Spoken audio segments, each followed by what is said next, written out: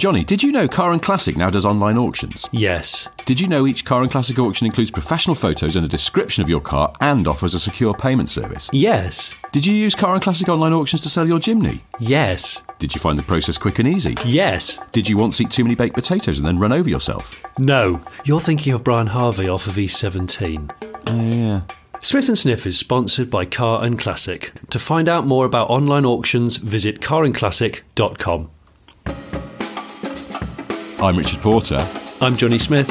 And this is Smith & Sniff, a podcast in which two friends talk about cars and many other things.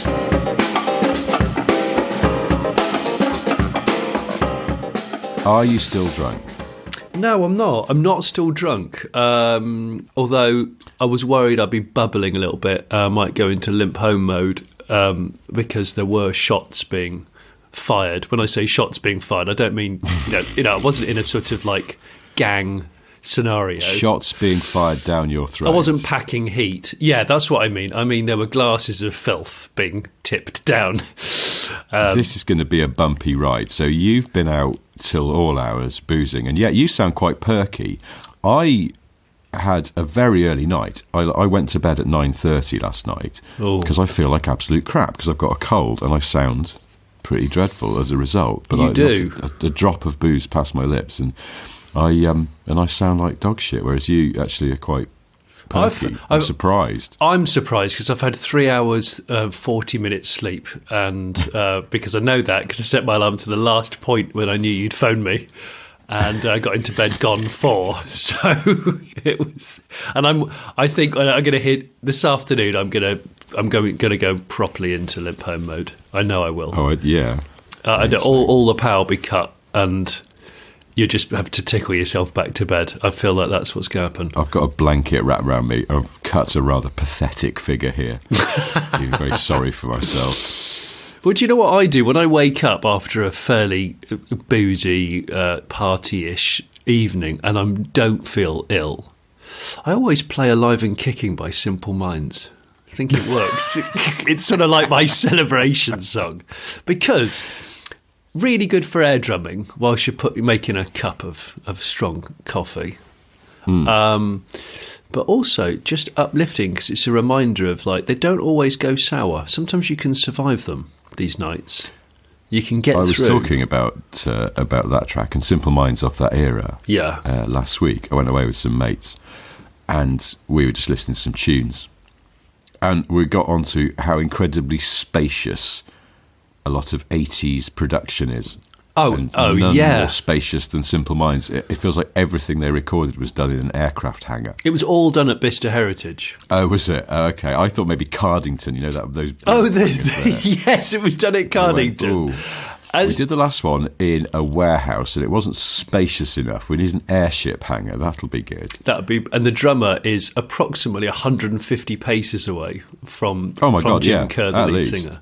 Yeah, but hitting them really hard. So huge snares though. The snares are the size of a sort of an SUV bonnet. They're absolutely massive, massive. Well, he's using walking sticks to hit them. Yeah, do you know what I've got? Shepherd's Crook. Alive and Kicking. If listeners, if you get the chance, just. Play a little bit of that era of Simple Minds. So play Glittering Prize, Alive and Kicking, obviously Don't You Forget About Me, and there's another really decent one.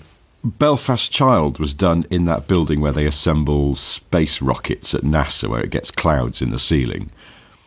Is this true? I can't work out whether you're just taking the piss now. It just sounds like... I reckon they probably did it all through the desk.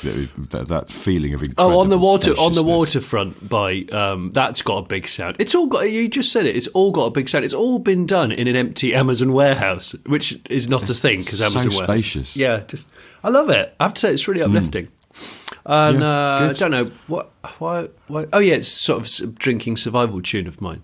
But I was... so you had a good night out last night then? It was lovely. I need to say thank you to Audi, which is, a bit of a clanger to say it, but I got invited out for a little Christmas dinner, which ended in, we've finished at the restaurant. Let's just go for one drink around the corner in a place I know off of Soho, in London.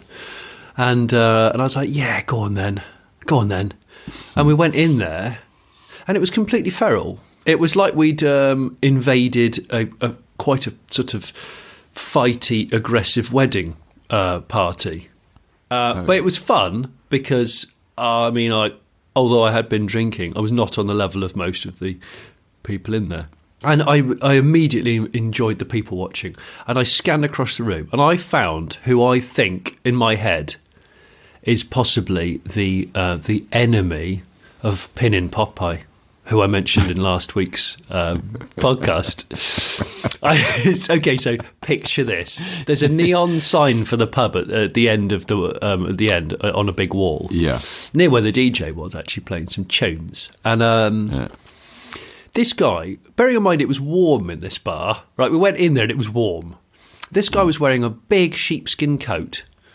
And underneath, he had a fleece that had some sort of like Nordic scene on it. And he wore thick glasses, a completely white beard, and one of those adventurer kind of Crocodile Dundee spec hats. He had all this stuff on. Oh. All this stuff. God. And was drinking ale and swaying to the music. And there was another bloke dancing around him. Bearing in mind, this guy's probably in his late 60s, I'm going to say. And I looked at him and I kind of like took a mental picture. And I thought, in isolation, with my car stereotype head on, he is your textbook, I'm going to say first generation Isuzu Trooper owner. He's got. I was going to say Discovery, but yes, I think. I know. I think his friends have got Discos, but he's always gone for something like a Daihatsu 4-track because ultimately it's a more comfortable car, possibly better MPG. But he could be a Bighorn owner. Was it a Bighorn? So if he's Pinnin Popeye's enemy, does that make him Bighorn Bluto? He's big. He's Bighorn Bluto, and he is a bigger. He was a bigger guy. Bluto. He was. Do you know what it is? It's the battle of the older guy with the 90s 4x4, but quite reliable 90s 4x4. That's right, but they're never kept clean. They look after them mechanically, but they do smoke in them with the windows up, and they don't empty them of litter. Those guys.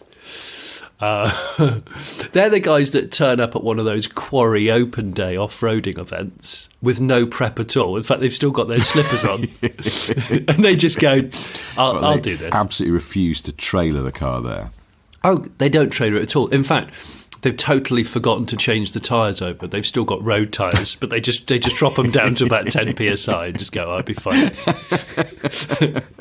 Those are those guys, and it always works for them. They prove the rest of the field wrong. They go in there and they buck the trend. People giggle quietly, go, who's Grandad here with the Dreamcatcher on the rearview mirror of the 4-track? And he's like, "Yeah, watch this, boys. Oh, by the way, I'm on road tyres. Yeah. Let's just see what happens." And he's probably got a husky in the passenger seat or in the back. One of those, just an enormously hairy dog, just a very hairy dog. Yeah, probably a husky. I was in a pub in the Lake District last weekend, and someone came in with a St Bernard, and it was a shockingly massive dog. It's a big dog.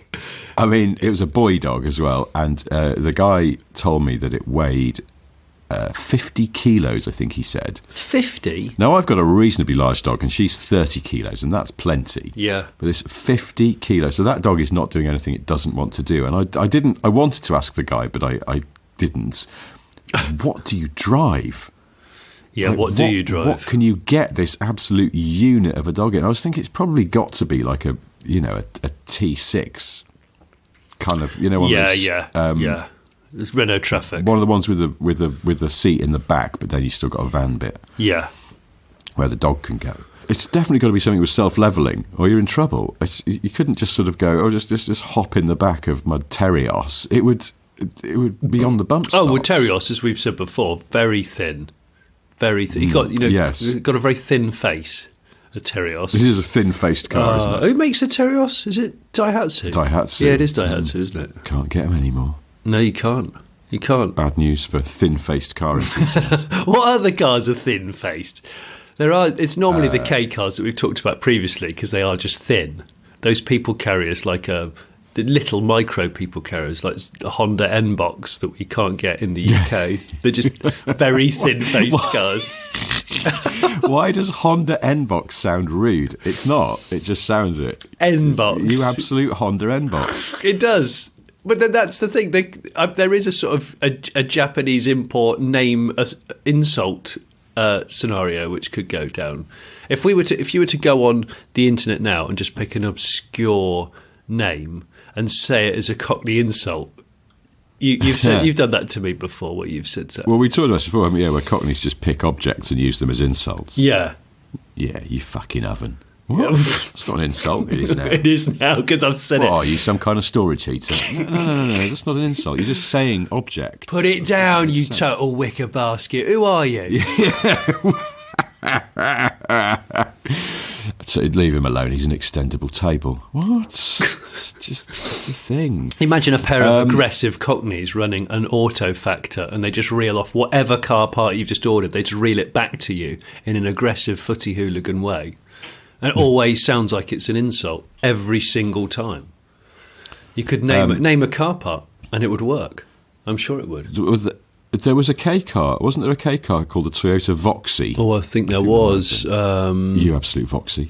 I don't know. That sounds like it might be a compliment. I'm not sure, but I was learning the ways of the Toyota Velfire recently because I didn't realise it's like a sub brand in Japan. Velfire. It's not badged as a Toyota. It's a Velfire, and you can't get them over here. Of course, they're supposed to be of Lexus quality. They're almost a sort of people carrier Lexus. Oh. Yeah, I'm quite intrigued by them. But I bet there's some interesting spec names of Velfires that you could... I realised there's also a K car called the Suzuki Solio Bandit. Oh, yeah, there is. I really like the Calling someone a Solio. Solio Bandit is that's the sort of guy that, gets caught masturbating at work or something. You, Suzuki Solio Bandit, don't talk to him. Do not talk to Solio Bandit. You've got me thinking of it's called Nom. It's an Auto Nom. Hang on. Auto Nom? Yeah, I remember Auto Nom.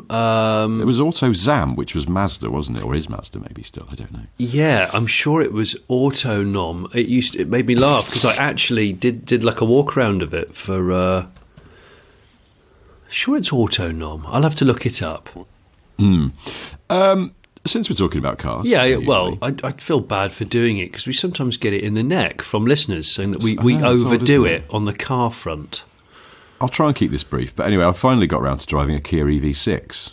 Oh. After you raved about the one that you had as a long-termer, and generally the consensus seems to be it's good. So I was like, I need to check this out because I quite like the look of it. And I like the Hyundai Isotonic 5. Yes, Isotonic drink, which is on the same platform. So, it's a good car. Yeah, it is a good car. That was a bit Tim Henman there. That was a little bit Tim Henman. You're almost apologetic in the report. I have a few... So I drove from home all the way up to the Lake District and back. I did about 600 miles over the course of a long weekend in the EV6. And it was nice and quiet on the motorway for the most part, so I was using the cruise control. Yes.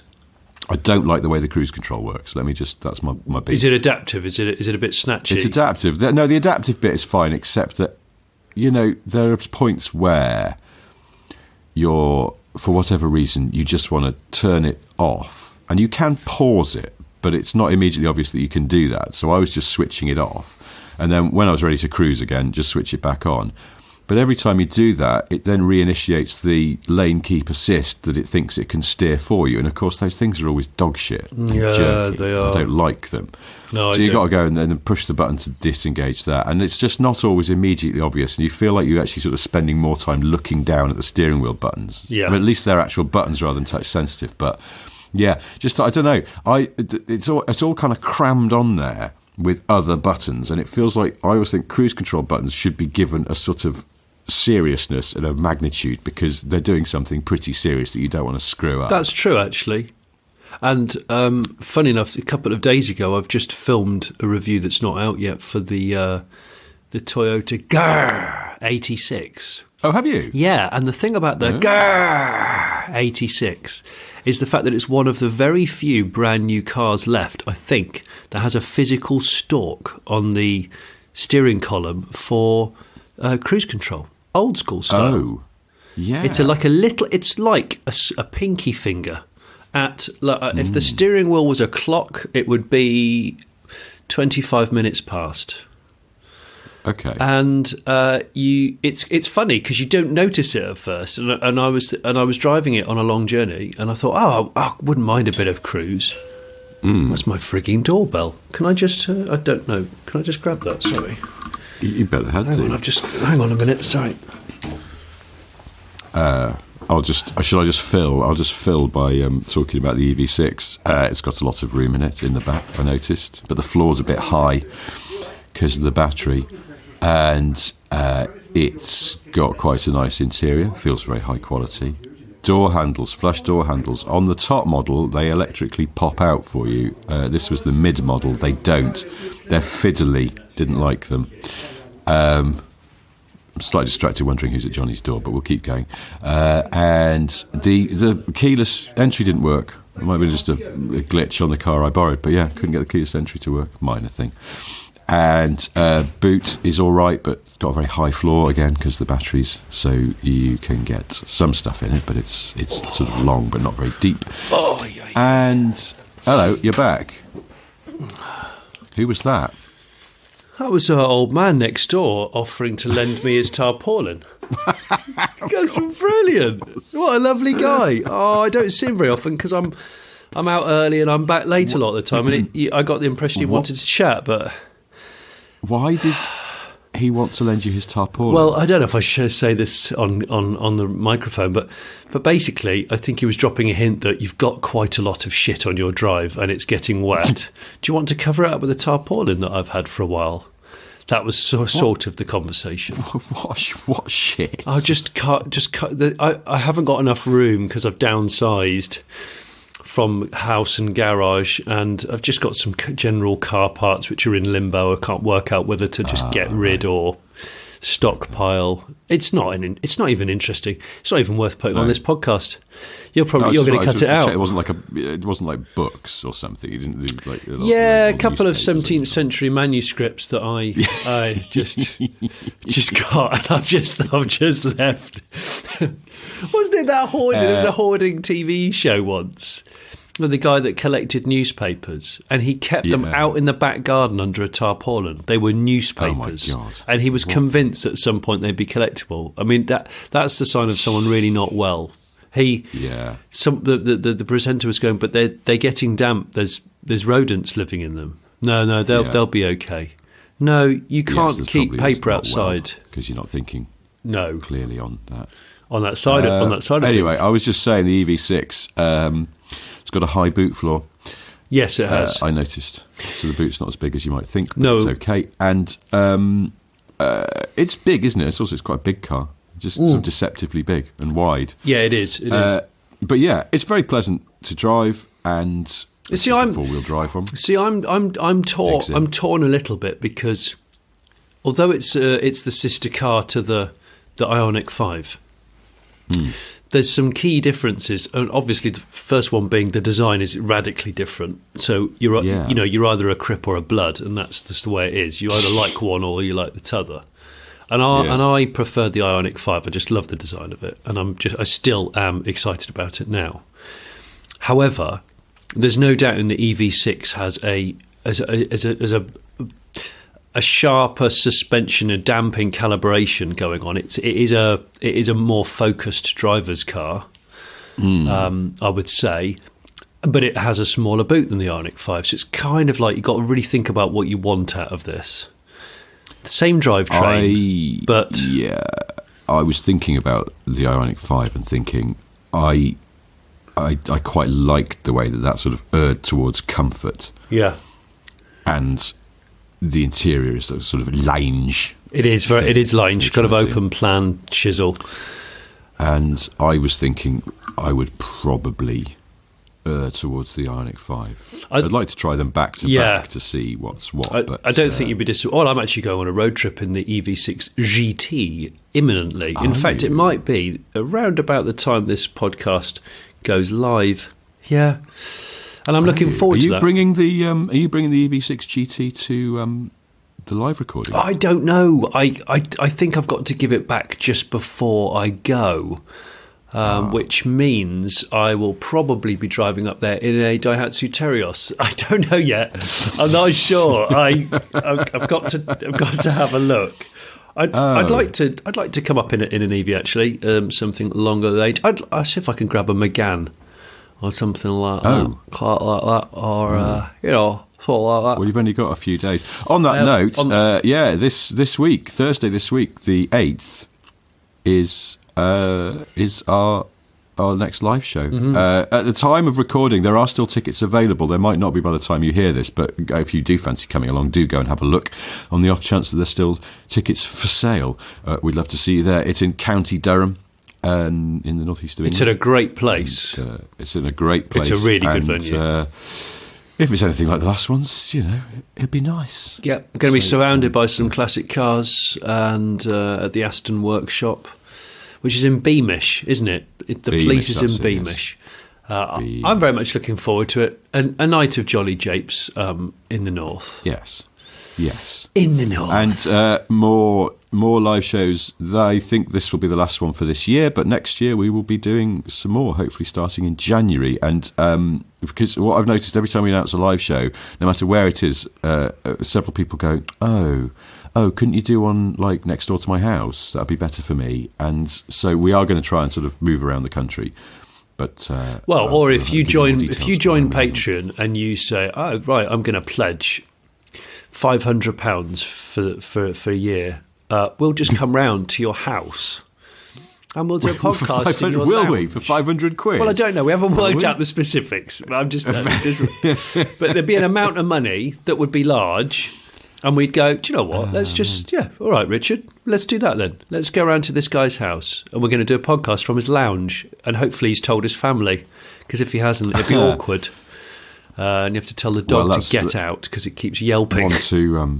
One to work on in the new year, but we'll probably do some ones that are in sort of slightly larger settings where we can invite 250 people rather than someone's lounge. Anyway, but yes, this Thursday the 8th we're going to be in County Durham, and we hope to see you there. What was I going to say? I don't know. I had something else to say that was possibly relevant, but possibly not. Who the fuck knows? Oh, you really are. You really are. You're flagging, aren't you? I am. It's terrible.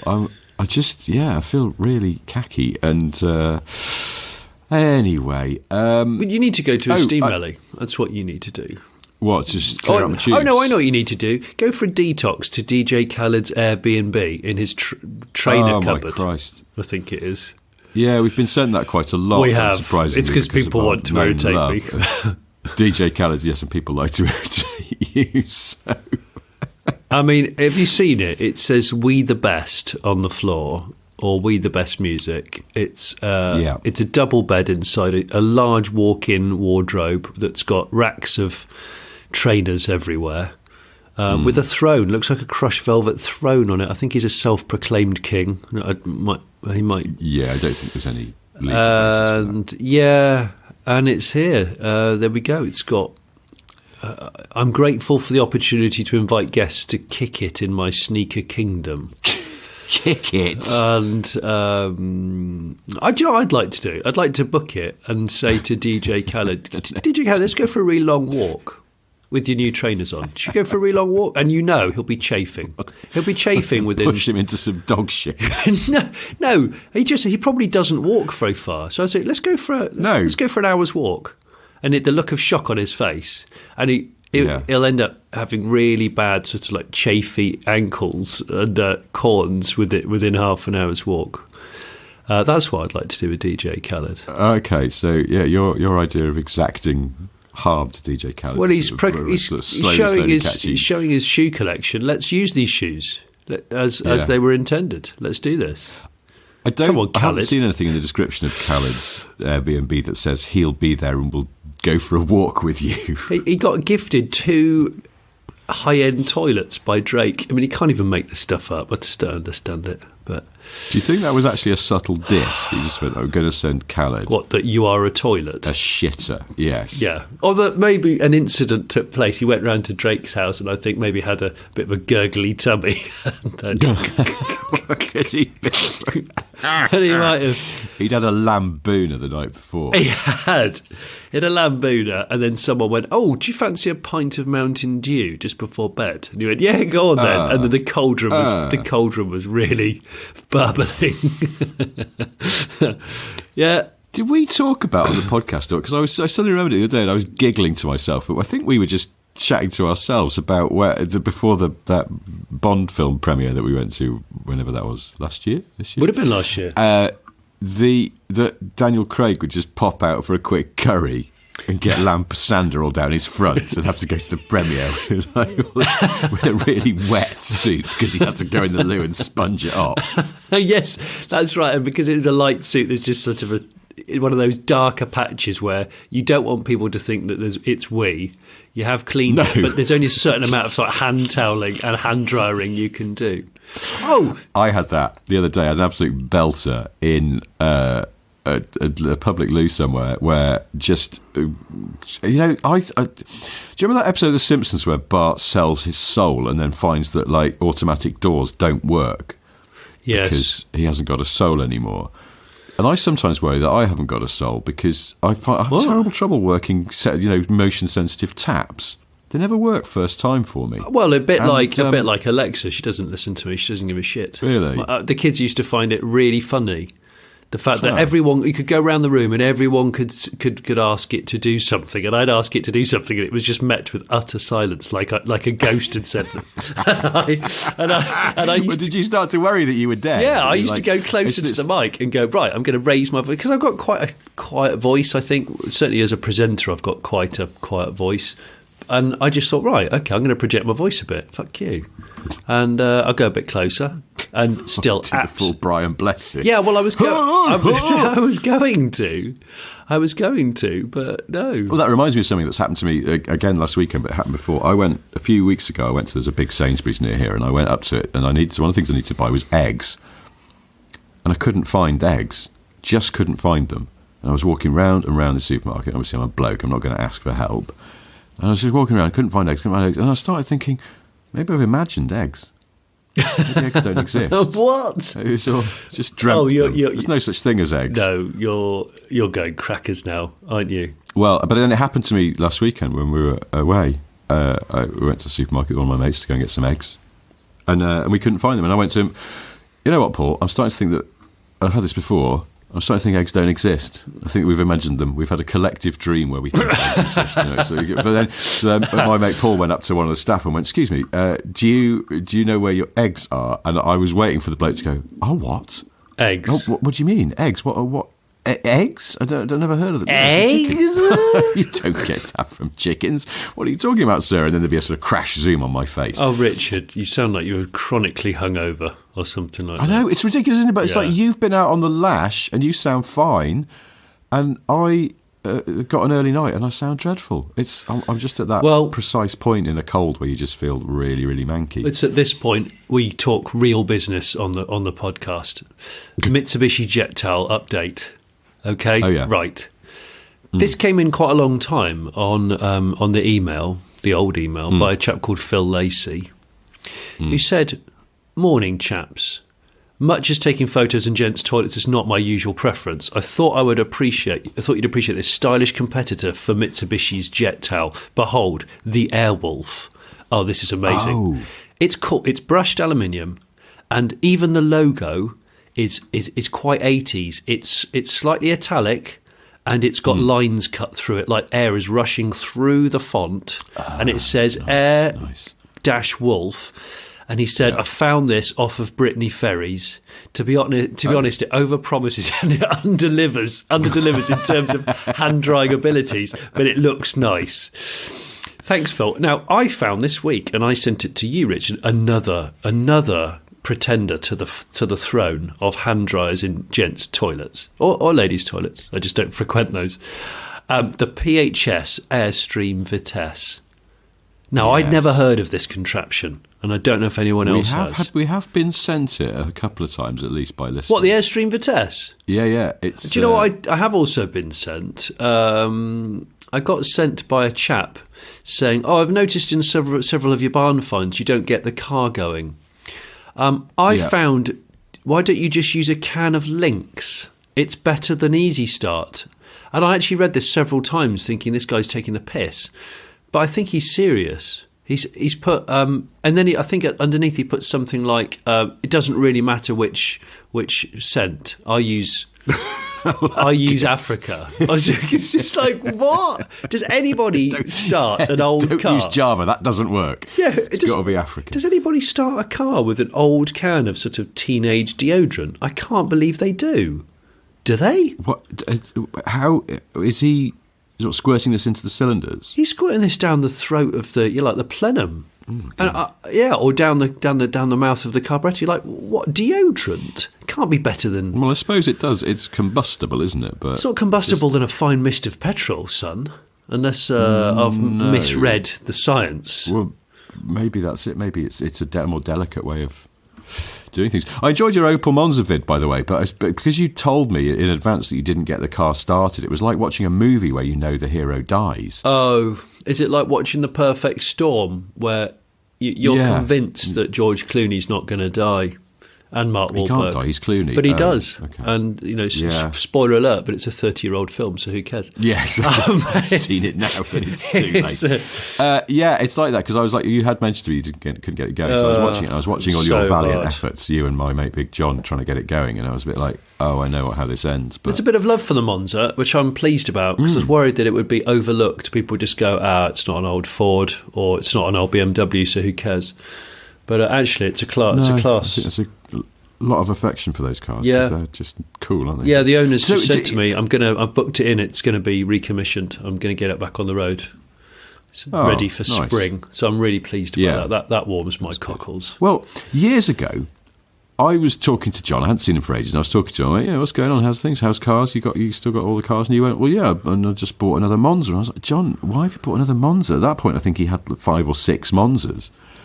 Why have you bought another Monza? And he went, well, you told me to. I was like, I bloody did not.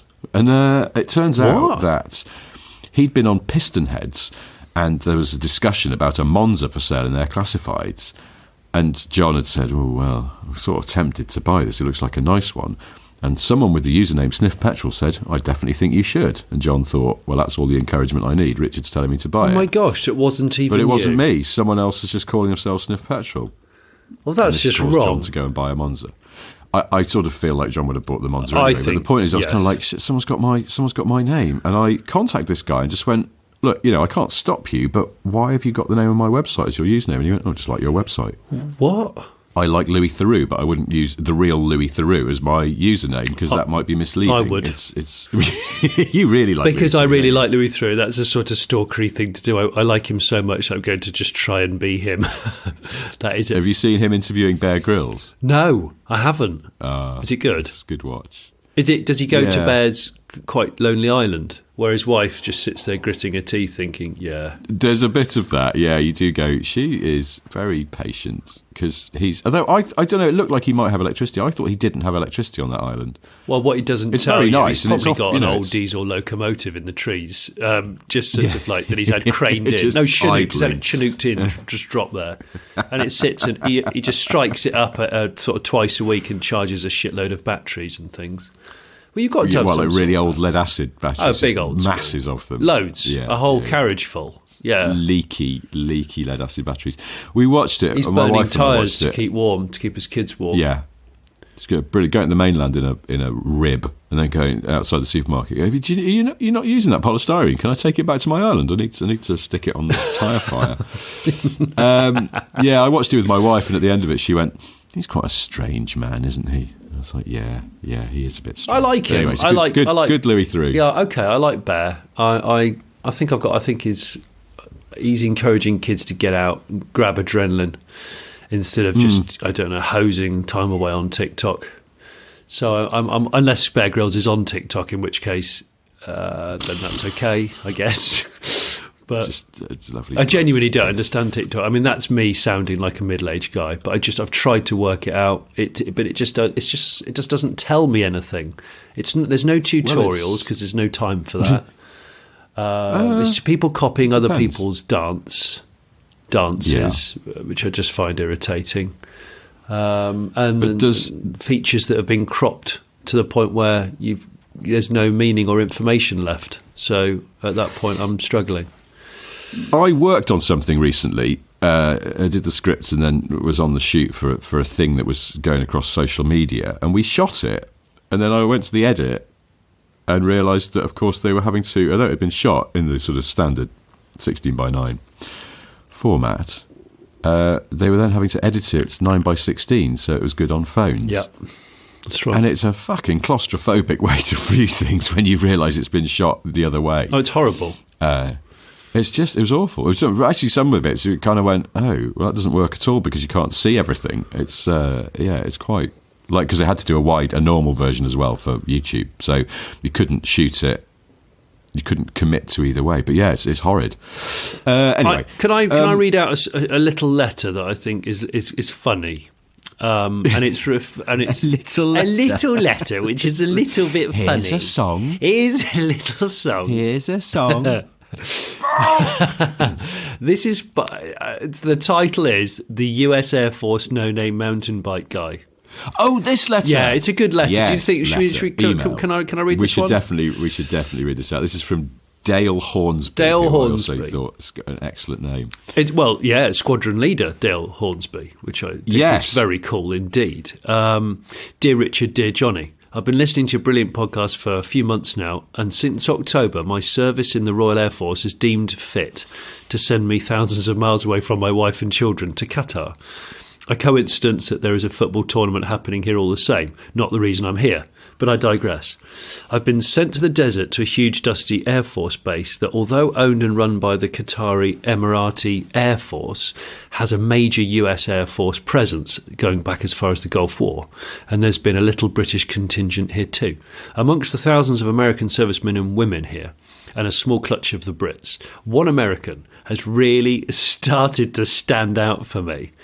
I see him every night as I walk the kilometre or so stretch of the 30-foot wide block weave path that runs through the middle of the living accommodation called the Yellow Brick Road to the gym for a CrossFit session. Good detail, Dale. Like it. And there he is, American Air Force no-name suspension mountain bike guy, terrorising pedestrians as he tears along, gears squeaking, pedal crank grinding, saddle set way too low, and absolutely no sign of hands in contact with the handlebars for a whole 2 kilometres.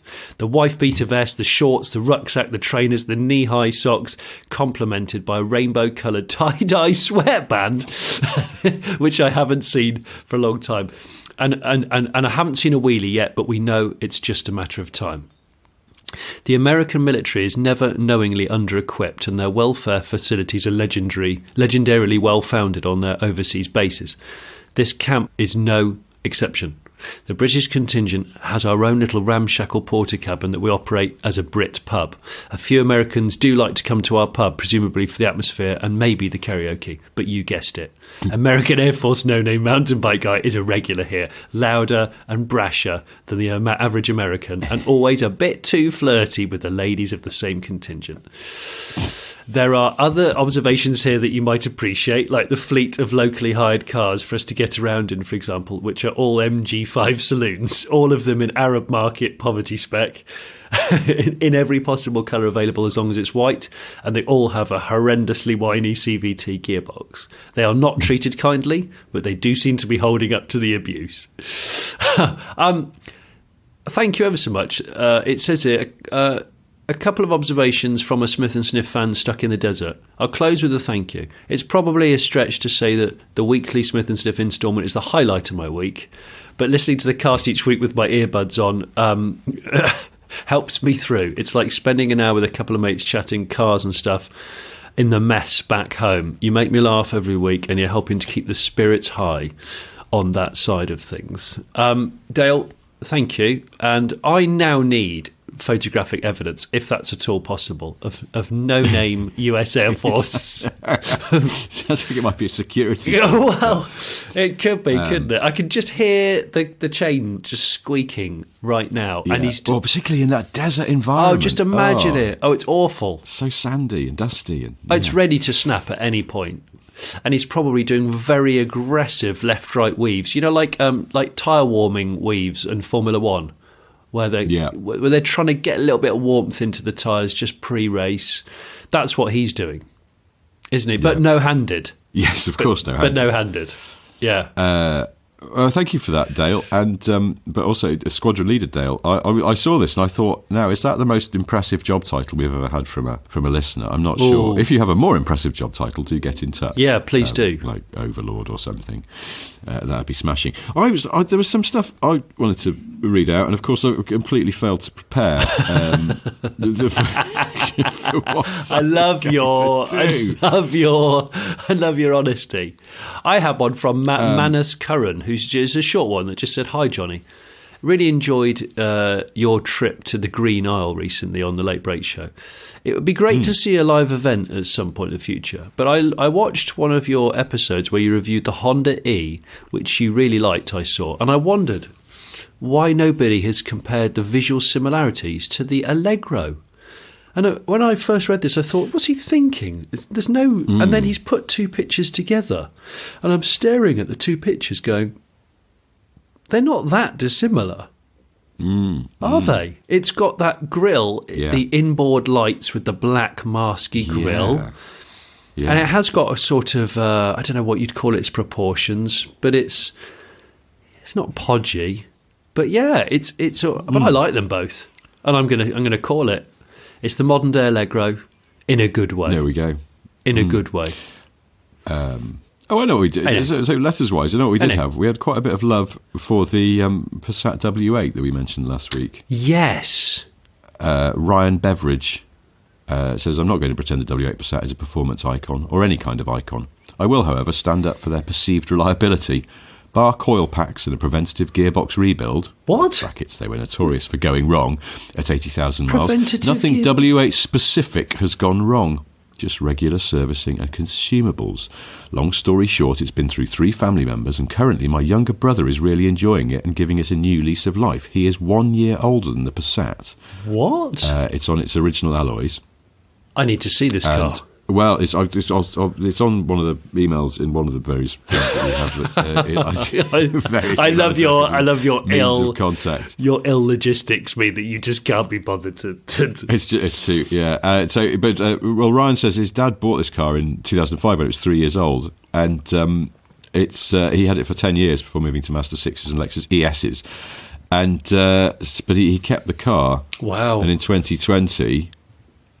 He gave it to Ryan or sold it to Ryan. Do you know, that's really cool. Honda S2000. So W8 family heirloom. Yeah. Isn't it? So, Ryan says he was looking to buy an S4 Avant or a Kia Stinger, and his dad offered to give him the W8 to put towards a car, but when he tried to sell it, he didn't get any interest. So he's kept it. The W8 has stayed in the family. So the last MOT, it needed a handbrake cable, and that's it. A 20-year-old, 105,000 mile Passat with no other advisories. So...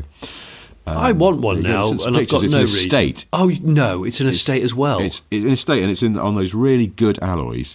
Yeah. Well, listen, when the time comes for it to leave the family, please consider me. I'm not in the market right now, but then you're not in the market either. But it's something I would possibly take on.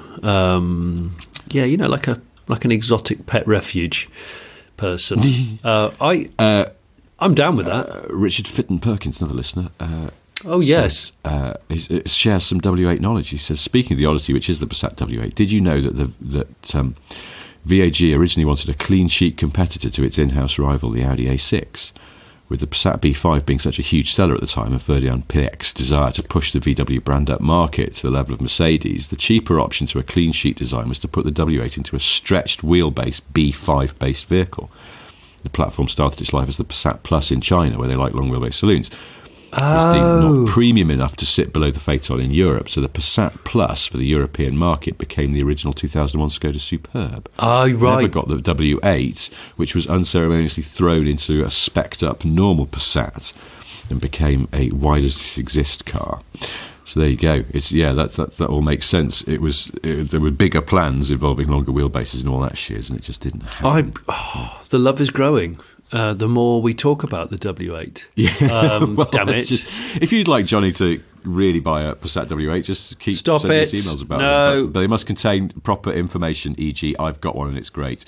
Yeah, I need real information. And no more photos of Mitsubishi jet tails. As much as we like talking about them, we get hundreds and hundreds and hundreds of them. So if you can find a PHS Airstream Vitesse or the Airwolf, then maybe we can talk. Or other great pretenders of the throne of hand dryers that don't do the amazing job that Dyson does by just throwing water onto the floor and thus breaking an old man's hip in the toilet. However, two things I've got to mention while they're on the tip of my tongue. One, Richard, did you see that foreign pack of peanuts that I sent a photo of? Yes. That I got. Sorry, I didn't really acknowledge them, but I got them from a hotel. I think I got them from a hotel in Spain or somewhere like that, and I've kept them in my bag because, you know, when you're sometimes on a job and you just need a snack and you're a bit low, and you think, oh, wow, well, yeah, I put a pack of nuts in there at some point, or raisins or whatever. Well, it's called, listeners, I'll put a picture for Patreons. It's called Sporty Mix. It's just a small packet of peanuts and a couple of raisins and sultanas, and yet they think that it's worthy of the term Sporty Mix. It's not clear. It's by the company. I noticed the company is called Nuttisal. Yes, it is. Which in itself is somehow unappealing. Yes, it sounds like some kind of talc you put on your ball. It does. It does sound like chafe. It does sound like egg bag kind of balm, doesn't it? Yeah, balm. But it's Sporty Mix. Why? I don't know. What's sporty about some nuts and a couple of raisins? Well, this is what I was. Could somebody please tell me what? So trail mix is.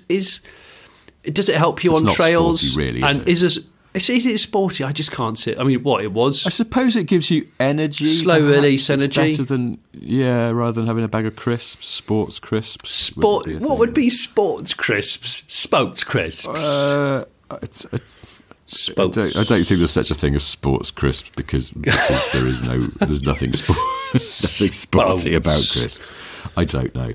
One for walkers to bear in mind.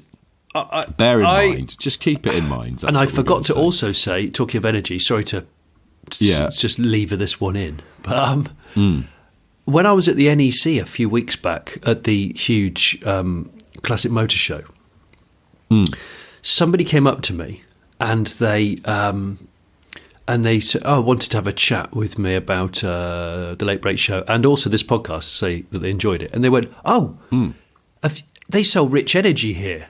I went, what? They say, yeah. The NEC has a Londis, like a 7-Eleven type thing if you're American. And he said there's cans of 7-Eleven. There's cans of Rich Energy. He said I nearly bought one to bring in to you to prove it. And I said, bloody hell, man, are you sure? He went, yeah. There's like a whole row of it. I couldn't believe what I was seeing. And then I saw with my own eyes some Rich Energy later on that day, just to make sure he wasn't lying. And then about a month ago, we had a listener send an email to us, Stuart Vieira, saying, as an avid listener, I was at Brands Hatch British Superbike event quite recently. Guess what I found? I found a can of Rich Energy. Yeah, it does seem to hang around bike races because of that whole weird sponsorship thing that's not the same Rich Energy, but BSB Rich Energy. That's because he said they do sponsor a team or two, so that makes sense. But this was a non-Rich Energy branded stand that was selling Rich Energy, which adds to the weirdness surrounding Rich Energy. You'd at least expect them to have a merch stand and sell them there, but no, that would be too logical. Anyway, I will happily send you a can if you'd like. There's a pic below of it for proof. Keep up the good work. It's true. It's taken too high res. Two high res, just to be on the safe side. 2 high res photos of the Rich Energy can. That's so good. I love the detail, the commitment. Love that. Thank you, Stuart. Do you know what? If you've still got it, I might get you to send it to someone for a Christmas present. All I want for Christmas is my 2 front teeth, which have now gone because I've been sculling energy drinks.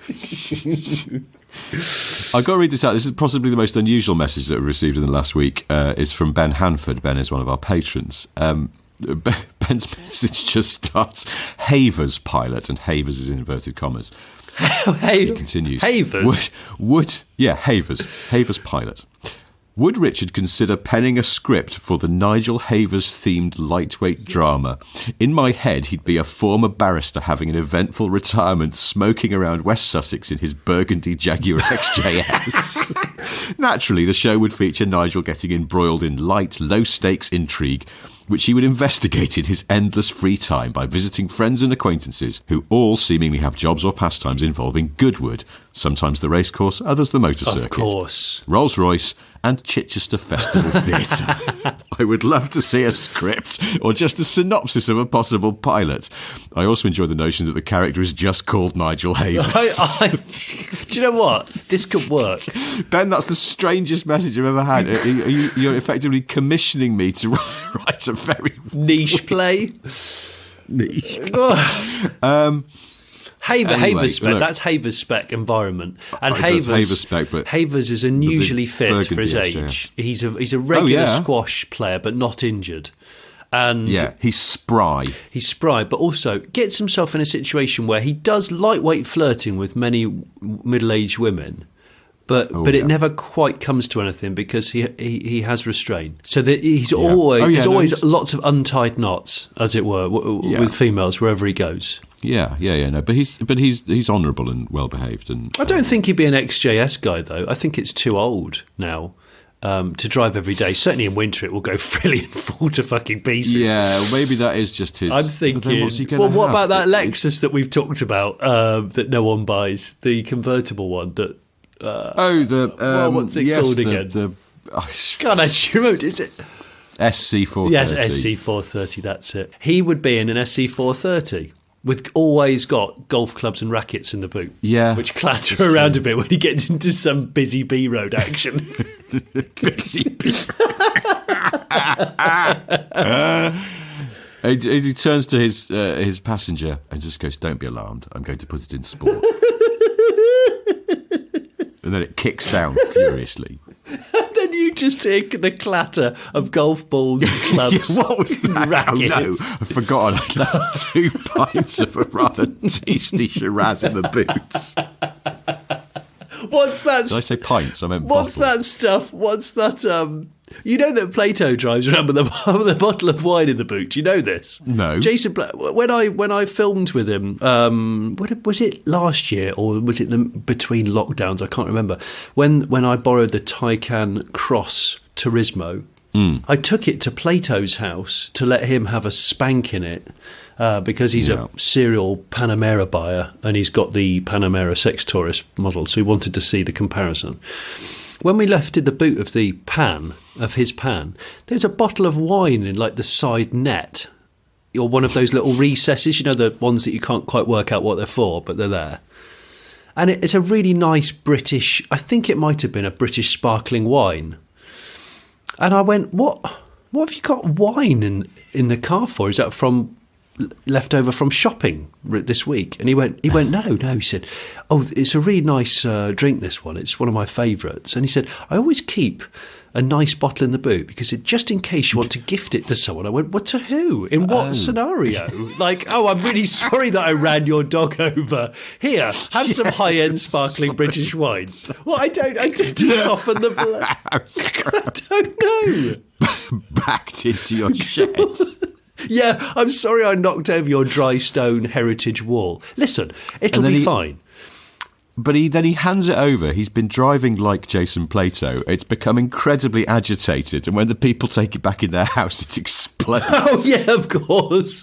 Of course, it's under immense pressure because he's been... Immense. He's been lefting and righting. And, of course, the car's sitting there ticking like mad while he's trying to have a polite conversation. He does it as a diversion technique so that he doesn't ultimately give them his telephone number or his address. And within a flash, he's gone. And they're just left with a really delightful Sussex sparkling wine. I can't remember the actual because he had that weird situation a few years ago, didn't he? Which all ended up on Pistonheads, where he met a guy outside a dry cleaners, I think it was, and the bloke was a bit sort of sweaty and overenthusiastic and shook his hand for too long. And this all ended up on Pistonheads, where the guy wrote, "I've met Jason Plato and he's a complete knob." And Plato popped up and went, "Mate, listen, first of all, you ambushed me outside a dry cleaners. Secondly, you wouldn't let go of my hand. Thirdly, you were a bit weird and sweaty. And so, just wind your neck in. I was trying to be nice, but you were a bit strange," the kind of thing. And then it all escalated and people refused to believe it was Plato until he posted a picture of himself with a jar of custard. Of course it was the guy. It was the famous custard incident, yeah. Yes. I'm sure it's somewhere still in the Pistonheads archive. And of course he's recently retired as a driver, Jason, hasn't he? Yeah, which to spend more time. I'm surprised he hasn't got a vineyard, like sort of some kind of oh my facility gosh to make wine. Imagine him and Tiff on orchard tractors trying to do a little bit of a clean-up, because growing things, it's a slow process. You've got to tweak stuff, don't you? Every week you do a bit of this and a bit of that and then wait. Yeah. And of course neither of them will wait for anything. They're not patient at all. So Plato would be like busy pouring things into the ground going, "Oh, I bet that'll make it grow a bit quicker. Oh, that'll make it taste a bit better." Meanwhile, Tiff's mowing the lawn for the 8th time because he's got nothing else to do, but obviously racing as fast as he can. It would just be so good. The Racer's Vineyard, where it's like, we won't wait for the wine. We will not wait for the wine. It's completely revolting because they're using like Racer's vinegar. Ripened. Racer's vinegar. Yeah. The winning edge. Well, actually, no, because people drink vinegar for health now, don't they? Well, I don't really understand what it is. Is it good for gut health or something like that? I can't remember. My wife tried it briefly and it was just so revolting that she gave up. I don't. And the smell, the smell was fucking horrible. Well, you imagine you've got a bit of that sloshing around in the boot, in Plato's boot, and then a big container of, is it kefir? The sort of slightly curdled, yogurty. Yes. Yeah. You imagine having an incident where you're going through some S's on the Sussex back roads with Plato, obviously coming in hot, and you've got kefir clanging around with sparkling wine, clanging around with gut vinegar, and it all just goes a little bit explosive in the back with his dachshund, because he's got an extremely aggressive dachshund as well. He does. I couldn't go near it. It really wanted to maul me and I was terrified of it. Predictably, I can't find it now, but someone did write in and say, can Johnny just do a show of stories about Jason Plato? Which, well, I mean, I feel like you've almost sort of fulfilled that request. Well, we try. Look, let's wrap this up because, Listen. I'll be honest, I just need to go and curl into a ball. You're feeling a bit grotty. Wait for this horror to pass. I'm feeling a bit grotty. It's cold up here. I'd like to go back in the warm house, not be in the shed. So, before we go, I've got 3 things to tell you. They are: 1, Johnny has a solo YouTube channel. It's called The Reintegrate Snake Show, in which Johnny attempts to get the now unemployed protagonist from the Metal Gear Solid games back into a more normal job in society. This week, trying to get him through his probation period as a double glazing company. What? As he's still taking rejection of quotes very badly. That's from Ant Brown off of Twitter. Oh my gosh. Thank you, Ant, for that one. If that's not to your taste, then there's obviously The Late Brick Show, which has got lots of excellent videos. Opel Monza, Resto Mod Larder. What else is up at the moment that's good and pure? Oh, we'll have a nice one. We'll have a really good one that will have just gone out. If you're a patron, it'll be about the same time that you listen to this. And that will be, let me think, he racks his brains. Oh, it'll be a Group B car cave collection. A man in his mid-70s that still competes in a Lancia 037 with his wife. The guy is a demon and a hero, and his wife baked us bread while we were filming. Oh, cool people lovely. Like that do exist. Yeah, they do exist. That's good. Okay, the engine bay of that Larder Resto mod it looked implausible, like it didn't have any ancillaries. So clean. It's really clinical. And Dave from Off of Retro Faults, who's a lovely guy and a decent engineer who built that car, just thought about it quite logically and how to clean it up, like turning the throttle bodies upside down to hide the injectors so they just look like velocity stacks on carbs. the way in which all of the wiring and the plumbing is threaded through, the breather tank sat next to the wiper motor in the scuttle panel. It's just, it turns me on. It really is. That's my aspiration for the Allegro. It's like that level of sort of cleanliness, not like silly cleanliness to the point where you can't take anything off the car because you've hidden it all. Yeah. But it just looks like it's been installed to an extremely high standard, and I love it. The engine bay's my favourite part of that Lada, and the fact that watch the video, when he goes from, I think, 4th to 5th and he's still flat on the throttle and the car is waving around like the Queen's hand at a ceremony, my eyes change a little and they get wider, where I go, okay, we're fully committed in terms of power and speed, and this Lada has got no safety facilities at all apart from Alfa Romeo 156 seats. That's it. But yeah, it's a great build. I love a resto mod. I love a sleeper, me. I love a sleeper and all that. All right, well, the second thing I've got to tell you is just to reiterate, on Thursday of this week, if you're listening to the show on Monday, we are at the Car Barn Aston Workshop in Beamish, in County Durham, doing another live recording. As we speak, there are tickets available. Don't know if there will be by the time you hear this, but why not go and have a look? We'll put links up if there are. Or warn you on the socials if there aren't, either way. And the third thing I've got to tell you is that in some countries, tea is called chai, and there's a reason for this. It's how your country originally got its tea. If tea spread to your country by sea, you call it tea. If it's spread by land, you call it chai. Is that right? Yeah, because the ports of Fujian and Taiwan, where sea-bound tea would leave from, they use the pronunciation tea. Whereas Mandarin, inland, they say chai. So if you got your tea over land, you'd have adopted the pronunciation of the place that dispatched it, effectively. Well, if you went over land, you can legitimately say one tea, live it. And you can have that sticker in the... one chai, live it, can't you? Yeah. Gosh, I hate that slogan. Yeah, it's just awful. Do too. It's awful. Awful. All right. Well, sorry to end that on a downer. We'll do this all again next time, except we'll do it in front of an audience. So we will hopefully see a few listeners there. The rest of you will hear the results next Monday. Until then, thank you ever so much for listening. Goodbye. Thanks for listening. Goodbye. Love you. Bye.